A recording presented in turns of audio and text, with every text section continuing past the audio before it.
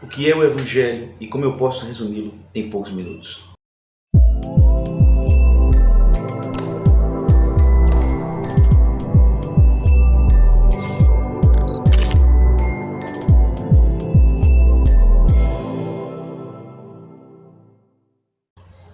A palavra Evangelho, no grego, na língua grega, significa uma notícia boa, boas novas.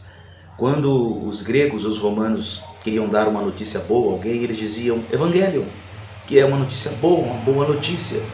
Mas se pararmos para pensar, evidentemente, se há uma notícia boa, existe obviamente uma notícia ruim. E antes de falar do amor de Deus, que é isso que é o Evangelho na sua essência, mas precisamos anunciar a notícia ruim. A notícia ruim apontada nas Escrituras, em Romanos 3:10, o apóstolo Paulo diz, porque não há um justo nenhum sequer. Em Romanos 3:23 diz, todos pecaram e carecem da glória de Deus.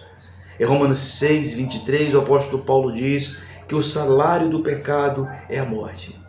A Bíblia diz que todos estavam caminhando para o abismo, porque a ira de Deus entra em ação quando a santidade de Deus e a justiça de Deus é ofendida.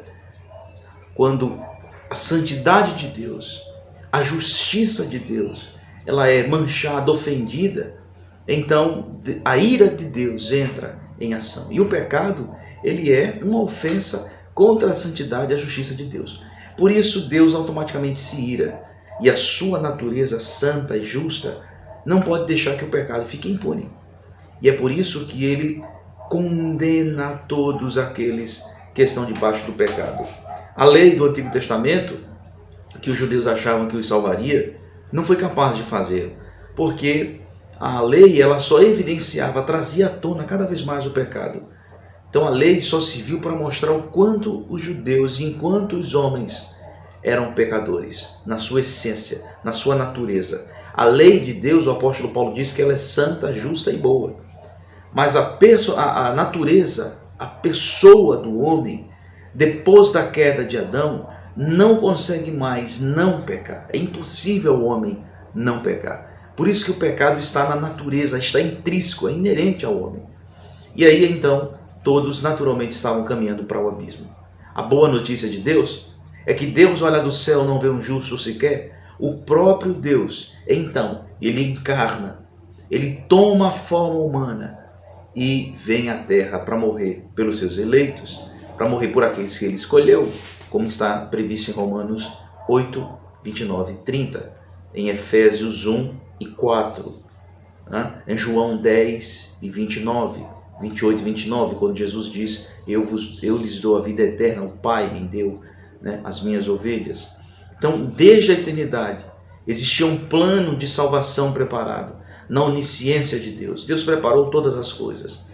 A notícia ruim é que todos estavam caminhando para o mesmo abismo, mas Deus separou alguns, elegeu alguns, para que esse seu filho derramasse seu sangue e morresse pelos eleitos de Deus.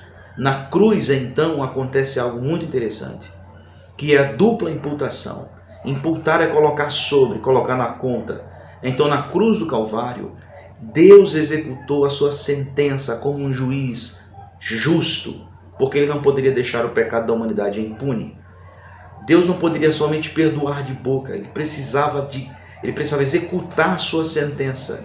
Então a cruz é a sentença de Deus, que ao invés de ser derramada no homem pecador, foi derramada sobre Cristo. Foi derramada toda a ira sobre o Senhor Jesus. E ali na cruz então, houve uma troca. Por isso que a justificação é maior do que o perdão. Porque na justificação, no perdão, Deus só perdoa, a pessoa só perdoa e manda embora. Na justificação, há uma troca, meus irmãos. O pecado do homem vai sobre Cristo na cruz, mas a justiça de Jesus entra também no homem. Assim Deus pode declarar o homem justo. Além de Cristo perdoar você, além de Cristo me perdoar, Ele colocou uma conta infinita da sua justiça sobre nós. Por isso que o apóstolo Paulo vai dizer em Romanos 5:1, justificados, pois, mediante a fé, temos paz com Deus. Porque antes da justificação estamos em guerra. Ninguém que ainda não experimentou a justificação pela fé em Jesus Cristo e no seu sacrifício vicário da cruz, pode declarar que tem paz com Deus, que está em paz com Deus, porque não está. Em João 13,36, Jesus conversando com Nicodemos, ele diz: aquele que tem um filho tem a vida, aquele que não tem um filho não tem a vida, e sobre ele permanece a ira. Não é o amor, mas é a ira de Deus. Lembra que a ira de Deus é o dispositivo que entra em ação automaticamente quando a santidade e a justiça de Deus são ofendidas. Então o próprio Deus, e isso é o Evangelho, é a notícia boa de Deus, que vocês não precisam, vocês não serão condenados. A condenação, a sentença, a ira de Deus recaiu sobre o Filho, sobre o seu Filho, o seu único Filho, Jesus Cristo. E então, a partir de agora, nós temos segurança em Deus, nós temos tranquilidade em Deus, temos paz com Deus, de que nossos pecados foram perdoados. Não é pelo esforço humano, não é pelo mérito humano. E aqui é a diferença entre o Evangelho e as outras religiões. Porque todas as religiões, elas tentam ir até Deus, elas se esforçam para chegar a Deus, elas tentam fazer alguma coisa para conquistar e chamar a atenção de Deus. O Evangelho é totalmente oposto, pois ao invés de o homem ir a Deus, é Deus vindo ao homem. O Evangelho é Deus vindo ao homem, encarnando e morrendo por este homem.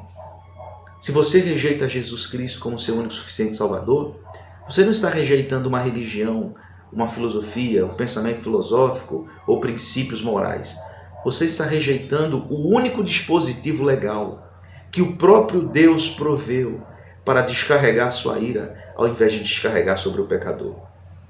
Agora, aqueles que rejeitam a Cristo e zombam desse dispositivo e não creem, não receberam Jesus como Salvador, Deus também preparou um dispositivo para que a ira dele fosse descarregada sobre essas pessoas. Porque, como falei, a justiça de Deus não pode deixar o pecado do homem impune.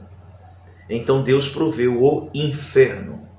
O inferno é o lugar onde a ira de Deus será descarregada eternamente, onde Deus estará executando a sua justiça e a sua ira eternamente. E por que Deus castigará eternamente?